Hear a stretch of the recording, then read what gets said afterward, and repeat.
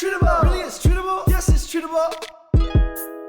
It's the Treatable Podcast. Say what's on your mind. It's the Treatable Podcast. Real, coming, treatable. It's the Treatable Podcast. It's all on the Treatable Podcast. We've all heard the term high-functioning anxiety, but what does it really mean?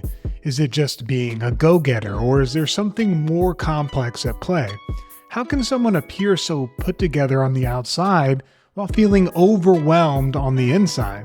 And is this juggling act sustainable, or are we setting ourselves up for burnout? Welcome to the Treatable Podcast with me, your host, Clint Malley. Today we're talking about high-functioning anxiety, perfectionism, overachieving, all of that stuff. Is that you? Do you know somebody who that might describe? Well, if that's the case, we've got an amazing guest for you today, Lindsay Wasserman. Lindsay is a clinical social worker, a psychotherapist, and the owner of the Sterling Group, which is a therapy practice in Washington, D.C. that specializes in supporting young adults navigating their 20s and 30s. And if you know anything about young adults, it's that overachieving perfectionism is a hallmark of that age group. Treatable Podcast. It's all on the Treatable Podcast. Lindsay, thank you so much for joining me on the podcast today. Yeah, thank you so much for having me. I'm excited to chat today. So I always like to start these conversations by unpacking working definitions that we can tease out, that we can go into. And so we have three different things we're talking about. They're all probably kind of related: high-functioning anxiety, perfectionism, and overachieving. Maybe you can help us understand the differences between those or how they're similar, and just give us like a definition that we can start with. Sure. So, like you said, they're different but interconnected. Perfectionism is maybe self-explanatory in that just striving for perfection in all ways, and that anything less than that is a failure. So that kind of black and white pass-fail system of perfection or failure, with perfection, of course, being 100%, even 99% is a failure for a true perfectionist. Absolutely. If you come from a family, especially like first generation immigrant families, I know this because my wife, it's like you get a 98 and what happened with these last 2 points? Why didn't you get 100%? So that could be a part of family dynamics and the way you grow up. Now, when we think about high functioning anxiety, how is that different? How do we define that?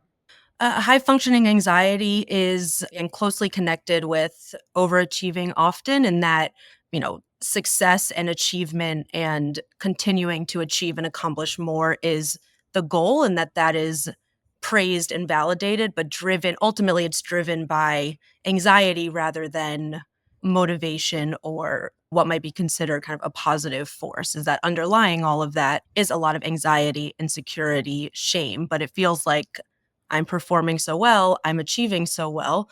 Like, overachievers are often high achievers for that reason, which is part of what perpetuates the cycle. So it's that kind of hiding anxiety behind just continuing to achieve, and that kind of external facing success. Yeah. So if we think about anxiety, I've heard the words fear and anxiety kind of used synonymously. If I have anxiety, I have a fear about something. I have fear for the future. I have fear of what might happen. I have fear of things I can't control.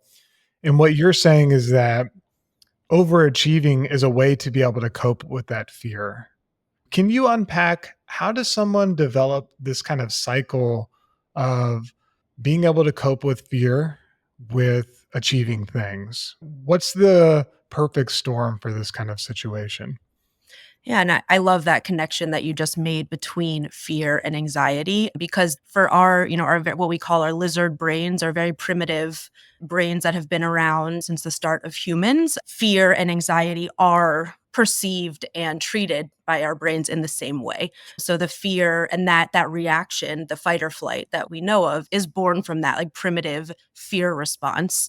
Now, fast forward to current society in 2024, what the things that we fear are imperfection, not being relevant, not being good enough, disappointing people. But our brains don't know the difference between the fear of being chased by a bear, for example, and the fear of not being good enough. So anxiety is a modern day version of that same fear, but our brain is not able to understand the difference between, again, a real threat or a real danger and this perceived danger of failure or disappointment, or not being enough. So fear is a healthy thing. We need fear. It's one of the things that helped us survive when we were growing up in, you know, cave human times and we were trying to survive and trying to do our best. If I didn't have a healthy dose of fear, I die, right? If I don't have a healthy dose of fear when it comes to different foods to try or challenges to take on, then the chances of me making it become less.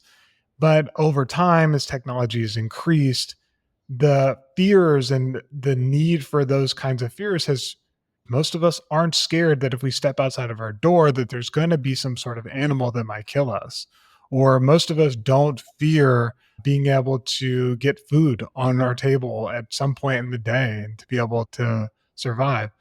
So we have learned how to cope with this fear through achieving things, right? I feel like you could have fear and cope with it a lot of different ways. Why would someone turn to achieving things to cope with this modern types of fear that we have?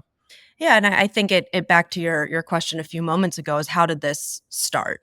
And it again for adults, young adults today, it was often a combination of it's really how we were raised, both with our parents and with our the structures that we grew up in. So again, parents, authority, school, and also society. There's a reason that hustle culture is a commonly used phrase right now and seen as a good thing, always hustling, always doing more. So for most, again, it's a combination of both. I know you mentioned kind of immigrant parents. There are a lot of family and cultural dynamics, particularly in the last couple generations, that are very focused on achievements, success. When you're younger, school, grades, extracurriculars, getting into the best colleges. So that is how it was often started, again, both in the home and school and society. And so we learn that we are valued when we get good grades, when we win the game, when we get into the best college, when we have more extracurriculars than our peers. That's how we receive validation and love from those around us and those that we care about. And so then the fear of not having that becomes very intense and it becomes tied to our identity. So if I don't, that the fear of who am I if I'm not achieving, if I'm not perfect, if I disappoint a parent or someone I care about, then what does that mean about me? Who am I? And that tends to build as we get older and there are less, it's less structured. We don't get grades anymore. Even if we get performance reviews at work, it's not the same, again, pass, fail, know where you stand. It becomes more nebulous and our lives become fuller and there's less room for kind of overachieving, doing the most, overdoing Mm. anything. And then, we often hit a wall that's like, okay, this isn't working anymore. But if I stop doing this, then what do I do and who am I if I let that go? Yeah, so we want as humans to feel like we are a valuable part of the group. We want to feel like we matter, that our opinion, our thoughts, our feelings, that they're valued by the group. But now we have different ways in which that value is measured, right? So if we think about communities and cultures, it seems like it's a lot about function. And I think a lot of it can be quantitative now, right? So when we think about social media, my achievement and my status now has a number to it. When we think about school, my achievement and my status has a letter to it. And most things in life, when it comes to community and being a part of a community, don't have these kinds of pass fail type of things or these grades or these metrics attached with them. And so when we have something that we can see, it almost, I guess, becomes like an addiction to seeing progress or an addiction to seeing this achievement. So we want to feel like we belong, and achieving helps us feel like we belong. I'm going to play the devil's advocate. the worst thing to do is be bored. Why is it a bad thing to want to achieve a bunch of stuff? Why is it a bad thing to try and do your best? I mean, shouldn't we all be trying to do our best all the time? What's the problem with that? Yeah, I love that question. And I think maybe a controversial take in today's world is, kind of challenging that growth mindset. And is it possible to, well, one, do we have to be growing all the time? When we're learning a new thing, for example, growth mindset is excellent and important and helpful. And then is there a point that we can say, okay, I've mastered this and I have proficiency and it's okay not to grow anymore in this thing, whatever it may be, and to kind of sit in that proficiency or success without immediately going to what's next, what can I do next. So I think to your question, it's the balance of doing your best and that's okay to want to succeed and do well, versus always needing to do more and not being enough. So is it possible to be imperfect and be successful, to make mistakes and still be good enough? And that's I get this question a lot, like from clients and people that I work with is, well, what? So I should just be lazy and never excel or move forward? And no, of course not. These are all healthy things in moderation, which is, I think, a key word for most things in life. It's moderation and balance. So allowing yourself to want to grow and change and improve and accept that you have mistakes and that sometimes good enough is good enough. Okay, there's a few things I want to unpack with what you said because there's a lot of different directions. One is this idea of sitting in success. And it kind of plays to this second thing is how do you know that you have high functioning anxiety versus you're just, a human doing your best in the world? What are the signs that this type of anxiety has become a toxic thing within your life? The number one sign to me, if you're a perfectionist or an overachiever, is how do you handle success? How do you feel when you do have a success? The biggest sign, again, to me, of an overachiever or perfectionist is achieving success and either devaluing it or minimizing it or even sitting with it very briefly, but then immediately, okay, what's the next thing? And now, because I've reached a success, now the bar is higher and the expectations are higher, so that it's not actually how we handle failures, because failure feels badly for everyone. Mistakes feel badly for everyone. It's really how do we handle success and what does that look like? This episode of Treatable is brought to you by Sandstone Care, which helps teens, young adults, and their families overcome challenges with mental health, substance use, and addiction. They provide age-specific, individualized treatment plans centered around your unique situation and goals, and they only use evidence-based therapies to help you get there. They keep their group therapy sizes small so folks can connect with others going through the same struggle and so that you never feel alone.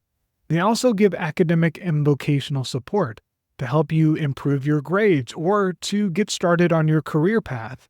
And lastly, because they know that mental health and substance use affect the people closest to us, they provide support for the whole family through their family therapy program. To learn more about teen and young adult treatment options, go to sandstonecare.com. Change is possible, and Sandstone Care is here to help. Yeah, you brought up a great point when you talked about sitting in success. When was the last time you achieved something and you took a step back and you said, wow, I'm happy in this moment. I'm good, right? I don't feel like I need to think about my next 5 steps. I think about this actually all the time. Like in my own personal life, I've only in the last couple of years been able to say, I'm okay if I never achieve anything else in my career, if in my fitness, I never do something else or some new milestone, if I never have any other type of prestige or power attached to my name, or, if I die and I'm forgotten, like that doesn't worry me. Like I'm happy. I've lived a life where I've known love. I've been able to see parts of the world. I've been able to laugh and be loved by friends. And if this is it, like I'm actually okay. I'm actually just fine with it. And I say that only to say, not to gloat, not to try and brag, but because that was not always the case. For me, it was always, what are 5 steps in the future that I need to be thinking on? And it did cause a lot of, I would say, high performing anxiety within me, like where you're tied to your worth being what you do. And I wasn't able to sit and to say, okay, like I'm happy. If nothing else changes, I'm good. And so I was wondering if you could unpack, is it important to understand the why behind the things that we're trying to achieve? Or does that matter, right? Like, does it matter if we associate our worth with the things that we do, or is that a normal way that we're supposed to be looking at the world? That I think, I come back to the same kind of in moderation that, of course we feel, you know, validated and ideally proud of our accomplishments and successes. But if that is the only driving force, it doesn't usually equate to happiness, kind of to your point, that we need love and relationships and like genuine, authentic relationships, which again is hard to achieve without the vulnerability and willingness to show someone that this is the real me. I am imperfect. I have flaws. So it's, as with anything, connected. And I think to your point, to your story, which I love hearing, and I think even for it's still shocking to hear someone say that they've, even in moments can have gotten to that place because it takes a lot of work. If you're coming from a perfectionist or high functioning anxiety place, it takes a lot of undoing. And I think it's balancing that, striving for excellence, striving to make accomplishments while also allowing for imperfection, for breaks, for times that you're not striving, for relationships. And I think an important piece is the values connection. So if achieving in this area, whether it's at work or otherwise, is important to me, then yes, it can be helpful. Like, why? Is it because I feel really good when I give a presentation and, or for myself, like do a session and, improve someone's life or improve someone's day? That to me brings a lot of fulfillment and value versus a sole motivation of, if I don't give that presentation, I'll get in trouble or I'll lose my job or I won't be up for that promotion, even though I don't really like doing that. It's that kind of interconnection of achievement and continued growth and success with also, your personal values, what really motivates you and fulfills you. So, two things to take away from this conversation so far, for me at least, is when we're trying to understand high functioning anxiety, it's important to think about, how do you handle success? Are you able to achieve something and to sit in that and to tell yourself, I am happy and I did a good job? Or are you the person who, whenever somebody congratulates you, you think, well, I didn't do this. It's actually not a big deal. Do you deflect? It's a common thing. And as with friends, especially with young adults, like, I talk with my friends, we have dinner and they'll do something amazing and they'll be sharing about their week. And I'll be like, that is so awesome. Like, what an amazing thing you did. And it's almost a default reflect reaction to deflect and to say, well, it's really not that big of a deal. And other people did better. And I have to like actually call it out. And as friends or, family, spouses, whatever, you have to call out your friends in that way and say, hey, let yourself sit in the success for a second. You did an amazing thing. Don't try and explain anything. Just say, thank you. I like hearing that. Like, that's an okay way to respond. And that's another thing that we're not always taught, is how to respond to success, because hopefully in your life, you're going to experience some success. And how do you respond to it? So that's takeaway number one. Takeaway number two is understand the why behind what you are trying to achieve. Are you doing things because you love them? Or are you doing things because you are afraid that if you don't do them, something bad is going to happen or that your life is going to unravel? Do you feel like your life is a constant series of spinning plates that if anything drops, everything else is going to come crashing to the ground? If that is the underlying why behind the things that you're doing, burnout's probably not too far away. maybe we can kind of talk next about what happens when high functioning anxiety becomes toxic, because I think it's a hidden thing, right? That we see somebody and they're successful and we say, oh, this person must be doing great in their life mentally and physically. And we don't always see the cost. But when our underlying why is not good for the actions that we're doing and we're not able to sit in our success, what ultimately happens as a result? Exactly like you said, burnout and hitting that wall.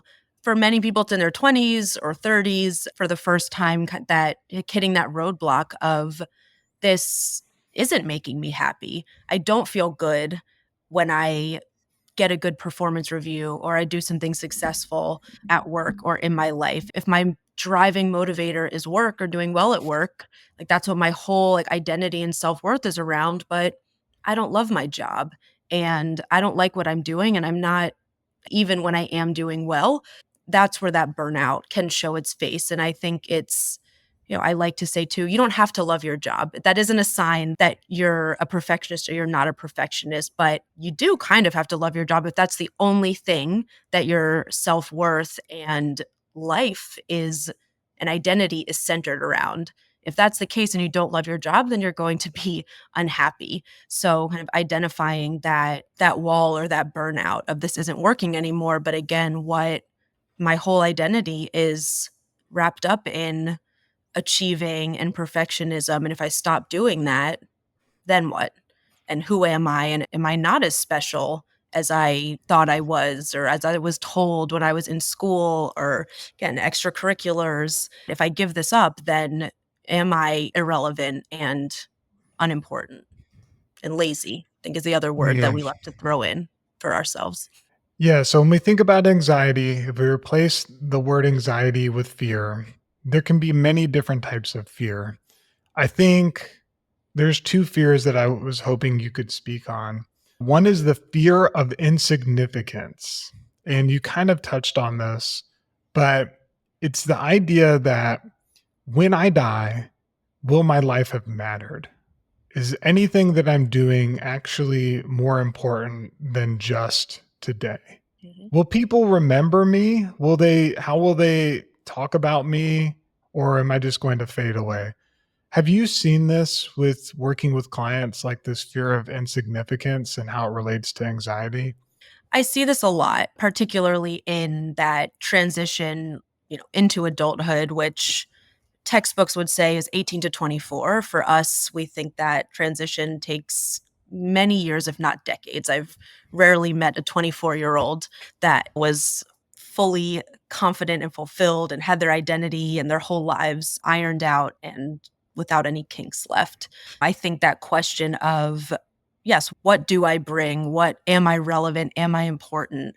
And again, that conflict of the recognition that, okay, school is over. It doesn't actually, no one cares. Jobs don't care that I got a 4.0 and I don't have that system anymore. And these sorts of metrics that we were always taught and ingrained were the most important. And that was a very clear indicator of your value and your worth in school, in society. So without those markers, we kind of recognize that, okay, it's not a ranking system anymore. It's not a grades or metric system in the same way.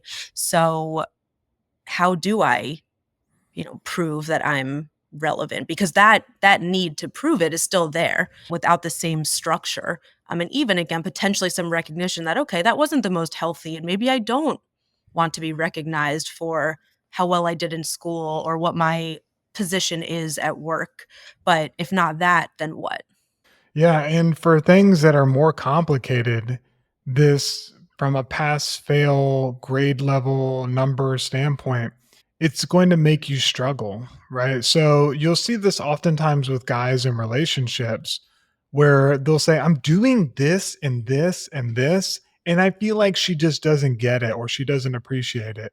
And it's probably actually like gender neutral. I feel like both parties would be able to like chalk up what they do with how well they should be perceived in their relationship.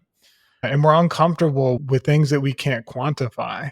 and things that we can't say, like a clear measure. I work in communications, and so much of everything is about the analytics behind stuff. It's like, how can I tell whether or not I'm doing good at something? And with relationships, which by the way is the way that we interact and go throughout this world, that's just not something that is there, right? At the end of this conversation, I'm not going to give you a grade, Lindsay, and tell you that this was a good conversation or a bad conversation. I'm not going to give you on a scale from 1 to 100. It's based upon our interaction. And for some people, that can be a source of anxiety in and of itself. And this kind of leads to the next fear, which is the fear of not being good enough and vulnerability. So I think there's a common thing within most humans, but especially young adults, that if people knew the real me, if they actually understood my thoughts and saw my thoughts as I think them, if they knew what was deep within my heart, if they knew the long list of failures that I had, then they wouldn't really love me. People love who I present to them. People love who I show them. And so there's an anxiety to perform and to showcase a version of yourself that people can love. Can you kind of unpack the underlying why behind that? Where does that come from? How do we deal with that? Absolutely. And you said it quite well yourself already, that we, as humans, we know at our core that we are imperfect, that we have flaws. The issue is the conflict then with, like you said, is that no one can see them. So the perfectionism and the anxiety and the fear is protective. So, how do I protect myself from the danger of other people finding out or being disappointed in me or seeing that I'm not perfect, even though I know that I am? And that becomes a big internal conflict that leads to shame and that leads to like, well, maybe if I could be perfect, then none of this, all of this is moot because there's no imperfections to hide. That's the irrational brain. I think logically most people know that perfectionism is impossible, but deep down that conflict of I know I'm imperfect, but if I show that to others, then yes, I may not be loved, I may not be worthy. They will know that I'm not good enough or that I'm a failure. So the fear is of that rejection or irrelevance and it becomes a protective mechanism to shield others from seeing that real you and to shield yourself from the pain or rejection that could come. Have you connected high functioning anxiety with maybe an attachment style or attachment theory? Has that been something that you've seen? Like you've seen early experiences between someone and their caretakers having a foundational way in which somebody approaches and deals with fear? Absolutely. I would say that perfectionism and high achieving is most commonly correlated with an anxious attachment style, which to simplify it is not feeling insecure in relationships and needing a lot of reassurance and validation in order to become secure and feel confident in that. But it's similarly with perfectionism, it's kind of a feedback loop of I need that reassurance in a consistent way because it's if I get it, then it's fleeting or it's devalued. And so I need to seek it again to keep myself in a more confident, secure place. So I think similarly with overachieving and perfectionism is that same I need to be validated or recognized or just know that I'm continuing to achieve and get success and grow to know that I like am valued in my life and in my relationship. So I think it's most commonly seen with that attachment style, which again lines up with childhood experiences of not getting consistent validation or unconditional love or feeling that love was connected to achievements and successes and the grades and learning at that early age that relationships and self-worth were dependent on those metrics. It is a nice parallel to then continuing to seek that as you get older, both in relationships and in like perfectionistic tendencies. Yeah. So Gordon Newfield, he identifies four irreducible needs of a child. And one of those is having a secure attachment that is not based upon work. If at some point in your, and when we think about you as a child, we don't just mean you as a baby, obviously, we mean you growing up as you're going throughout middle school and elementary school and high school. If there were moments where you felt like, if I don't do this stuff, my parents are not going to be close to me. That is the, I would say, the kind of breeding ground for an high performing anxiety type of situation. The second type of thing, when you talked about this anxious attachment style, simplifying it even more, it means that your parent or your caregivers were inconsistent in the way that they showed physical or emotional connection with you. And usually, what you did as a child is you learned, if I am good enough, then maybe they'll be closer to me more often.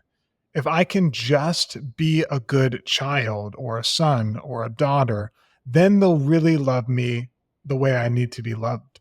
And so, first of all, to take blame off of the card, hey, you learned this pattern of high performing anxiety because to a degree it worked and it helped you in your relationships with the people who mattered most to you before you even realized what you were doing.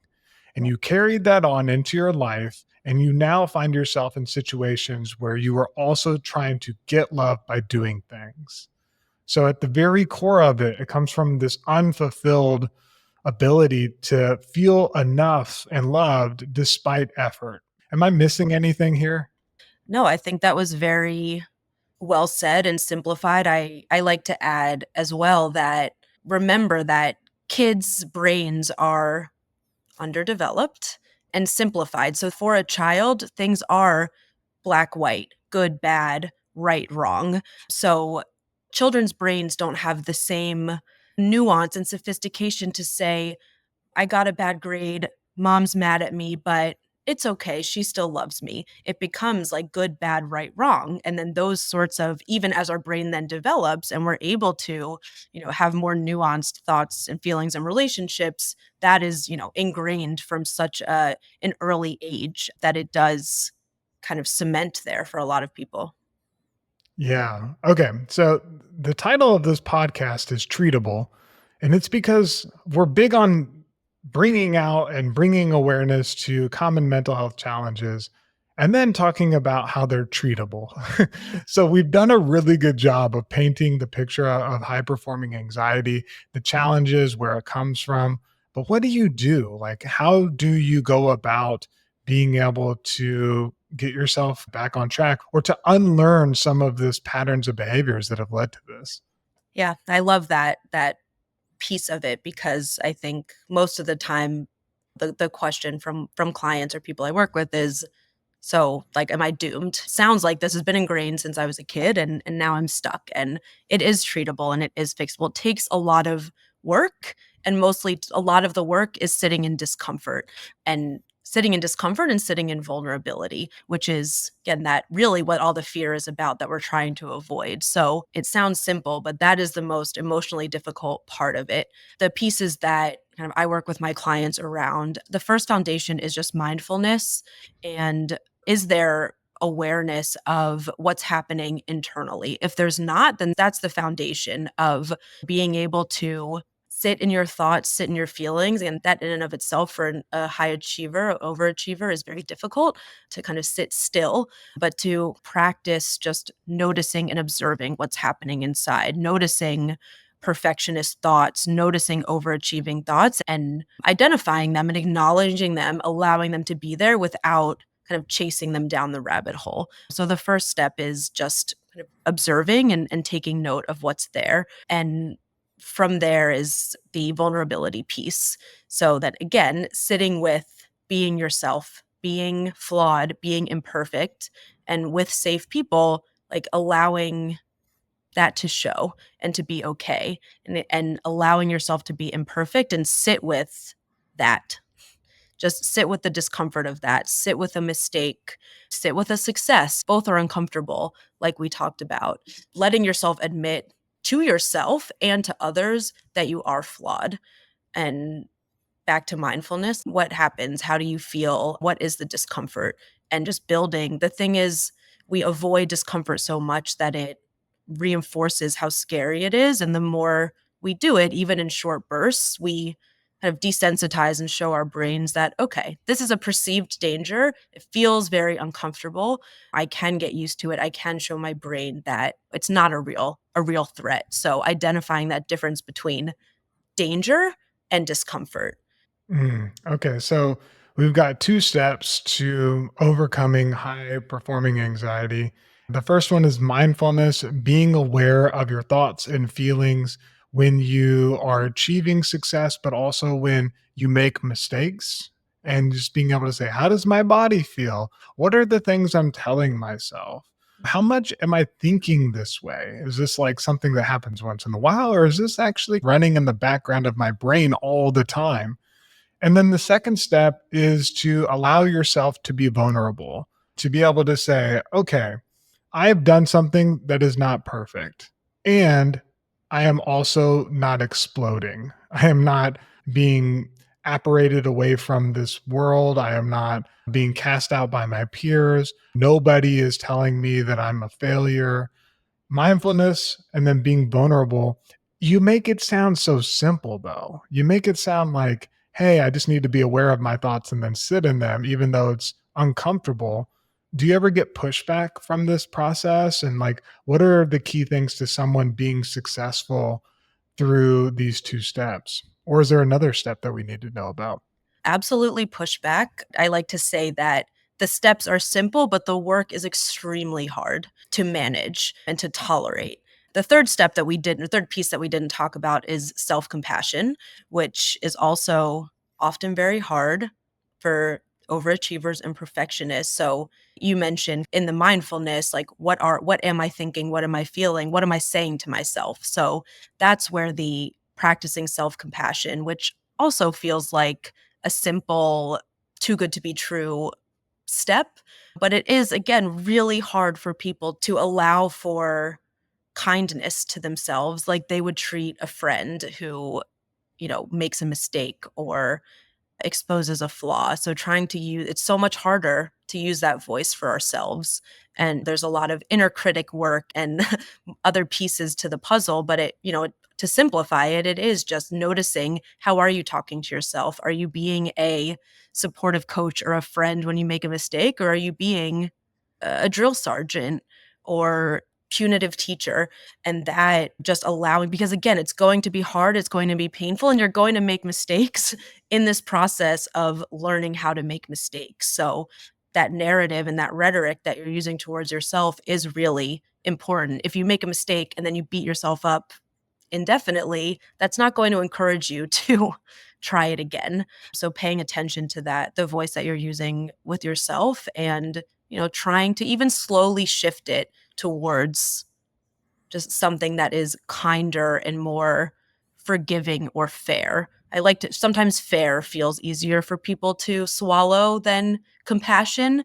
Again, is that something that you would say to a friend, a colleague, an employee? If not, then why would you say it to yourself? And Mm. kind of starting there. Yeah, so I have to be able to have self compassion. By the way, self compassion is just self love. Are you being loving to yourself? Mhm. And as you mentioned, are you speaking to yourself in the way that you would speak to somebody else? You'll find the kindest people who are so forgiving, are so compassionate, who love other people, and you can make mistakes around them all day long, and they make it feel like the most normal thing in the world, and they calm you and they comfort you. And when they themselves make mistakes, they beat themselves up so much. Yep. They have a completely different perspective when it comes to how they treat others to how they treat themselves. Why do we do that? Why is it that we can be kind to a friend and speak one way to a friend, but when it comes to ourselves, we have a completely different set of standards? I think simply we know that our friends and people we care about are imperfect and flawed, which is more tolerable than ourselves being flawed. Because if we can see their flaws and we say, that's not that bad, and you can offer support and encouragement and a kinder tone to them. But with ourselves, those flaws and mistakes feel so scary and extreme. And if someone finds out, then it's not going to be the same as my friend who just made a little mistake. If I do it, it's world ending or much, Yeah. much bigger and darker. And again, the risk of, maybe they won't see it, like they will also see it as world ending and I could lose that person. I think it has to do with perspective, right? So I hope this metaphor will work, but I take my dog to the ocean. I live here in San Diego. And actually, let me get him up here because he's over here. Hold on. No. Hello. So, if you're watching this, I have my dog on my lap and I just took him from his bed and he's angry about it. But this guy is 13 years old, okay? And he spent the first 12 years of his life never seeing the ocean. And when I took him to the ocean, he was extremely scared. Think about it, right? For me, it was a big deal. All right, I'll let him down now. He's like, let me down. When I first took him to the ocean, he was extremely scared. And from my perspective, I'd been to the ocean since I was a kid, off and on. I'd swam in the ocean. I had been in different types of oceans. And I understood the chaoticness of the waves and how they change and how the tide works. And all of those things to me made a lot of sense. But to him, with his eyeballs hovering a foot off of the ground and seeing this vast body of water that's loud and different, and what is this sand beneath my feet, right? It is a completely different perspective to the same thing. And as humans, when we look at other people's problems, we look at it the same way that I look at the ocean, right? I have experience with this. I've seen this. I've seen it happen in 1,000 different ways. But then with ourselves, we cannot help but look at it from a completely different perspective in which everything seems blown out of proportion. It seems bigger than it is. It seems worse than it is. And worst of all, especially if it's new, it is scary. I think one of the things that's helpful, though, is talking to people and being in a community of people who can help normalize this for you. If you're by yourself and you're having to go to the ocean for the first time, imagine the fear and terror that comes in. Will this thing swallow me up? Will I ever be the same again? Like, am I dying? Is this like, what's going to happen here? But if you have people in your life who can come along beside you and who can help you see from a different perspective, it changes not just your perspective, but it also changes everything. You're able to take a step back. You're able to see your problems more objectively. You're able to actually listen and have a more balanced approach to this. And I'm guessing in your own, work with therapy, that's part of the challenge is to like help reorient their perspective to be able to be compassionate. Are there any questions that you ask somebody or ways that you help shift people's perspective that you found particularly helpful when it comes to high functioning anxiety? The first and most earth-shattering question for many people that I love to ask is that simply, how would you talk to a friend? Or if I came to you and said, "Hey, I have this problem or I made this mistake. How would you respond to me? How would you think about me?" And sometimes right away they're like, "Oh, okay." And sometimes they might tell me how they would react to me very kindly and compassionately, and then we can point out that discrepancy, which really again is earth-shattering for a lot of people even though I didn't invent it. It's not rocket science, but just that perspective taking can, at least really highlight what the issue is there and what the discrepancy is, which opens up more room for, okay, why is this happening? And is it fair? Even though I feel like my friend deserves this and I don't, like, why is that? Am I truly a bad person that is unworthy and undeserving? Or is it just this perspective and this fear? Like you said, if it's something that is new to someone, and that's what happens when we avoid something over and over and over again, it not only it gets reinforced that avoiding this is the safe good thing to do, but it also kind of blows up the magnitude of it that says, okay, well, this is why I have to keep avoiding it. So I will also often ask, what is the worst case scenario? Can we dig into what the fear is?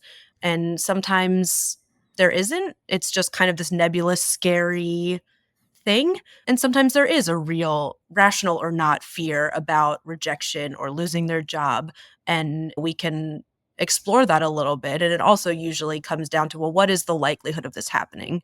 1%, 2%, 5%. And like, okay, but 100% of your time is dedicated, and like brain space and emotions are dedicated to preventing this, this incident that has a 1% chance of occurring. So is that the best use of your brain space? And which again kind of opens the conversation and exploration for why this is happening, and is it worth shifting and trying to do that uncomfortable mindfulness and vulnerability. Yeah. And for people listening or watching, there's all kinds, these are called cognitive distortions. And it's a common thing within cognitive behavioral therapy to identify the thoughts, how those thoughts are making you feel, and how what you do is based upon how you feel. But it starts with what you're thinking. And so a therapist is going to help you identify, hey, this is this kind of cognitive distortion. This is catastrophizing. This is all or nothing thinking or black and white thinking, right? These are things that you're doing. So one, you realize, hey, I'm not alone. Other people feel this way. It's not an uncommon thing. And two, it's like if I change the way I think, then it can also change how I feel. And if I can change how I feel, I can change what I do, which is a powerful thing. And oftentimes it's really hard to do by yourself, but with the help of amazing therapists like yourself, it's very possible. I could talk with you about this all day, but I know we're coming up to the end of our time. Where can people go to learn more about you and all the amazing work that you're doing? So you can find us on Instagram at the Sterling Group DC, and also our website is www.thesterlinggroupdc.com. You'll find links for both of those in the show notes and in the description box for this episode. Listeners, watchers, this whole high performing anxiety thing, it is real, but as we've talked about, it is much more common than people think. And with the help of being mindful, being vulnerable, and being self-compassionate, it's also treatable. We'll see you on the next episode. This episode of Treatable was edited by Daniel Lopez. The intro and explanatory sections of the episode were written by Alexandra Kruger. The theme song was created by Sebastian Gonzalez, and the cover art for this episode is created by Joel Daniel. If you got any value from this episode, it would personally mean the world to me if you would leave us a 5-star review wherever you get your podcasts. It helps to spread mental health awareness to more folks, and I read each and every comment that people leave. So tell us what you appreciate about the podcast, and you just might hear us feature it on the next episode. All of my love, and we'll see you on the next one.